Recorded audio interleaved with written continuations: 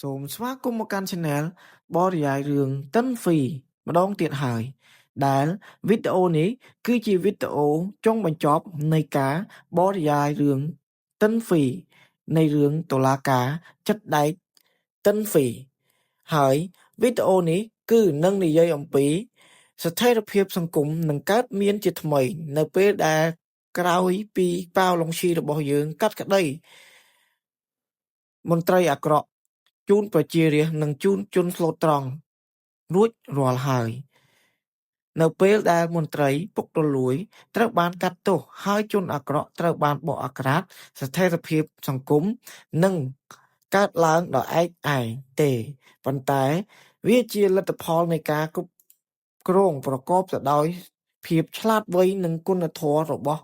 ប៉ាវឡុងឈីនៅក្នុងរឿងយើងនេះគឺជាជំហាននៃការអនុវត្តជាក់ស្ដែងដើម្បីពង្រឹងស្ថិរភាពសង្គមឲ្យមានភាពយូរអង្វែងទី1ផ្ដល់ភាពកក់ក្ដៅដល់ប្រជាជនក្រោយភាពវឹកវរអំពើពុករលួយនិងអយុត្តិធម៌សង្គមត្រូវការសន្តិភាពផ្លូវចិត្តការផ្សព្វផ្សាយសច្ចភាពត្រូវបង្ហាញឲ្យសាធារណជនឃើញថាយុត្តិធម៌ត្រូវបានអនុវត្តស្មើភាពគ្នា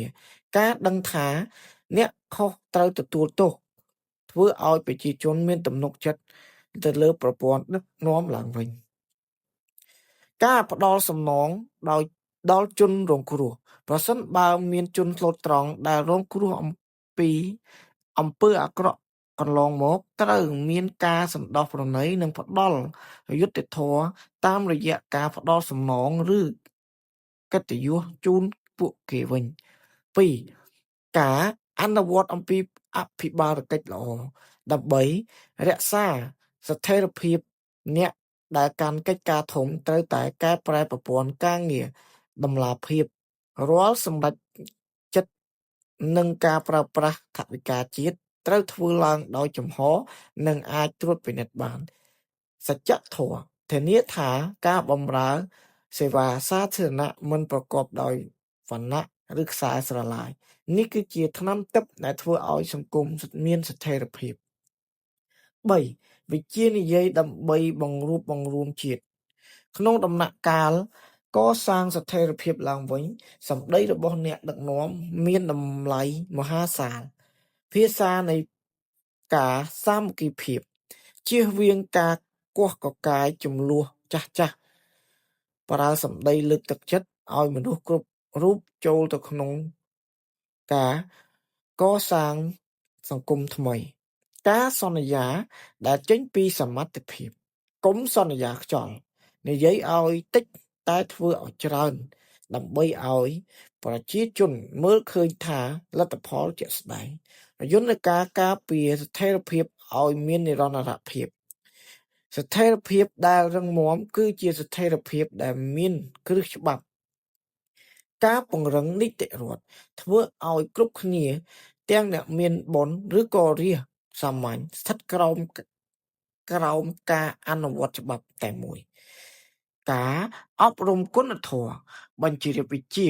និងសិលធម៌ទៅក្នុងស្រទាប់យុវជនដើម្បីឲ្យពួកគេ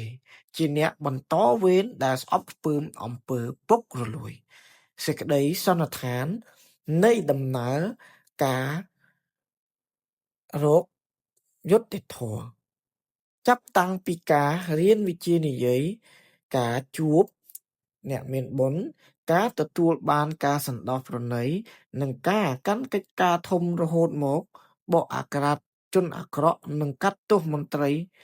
ពុករលួយគោលដៅចុងក្រោយខ្ពង់ខ្ពស់បំផុតនាំមកនូវស្ថិរភាព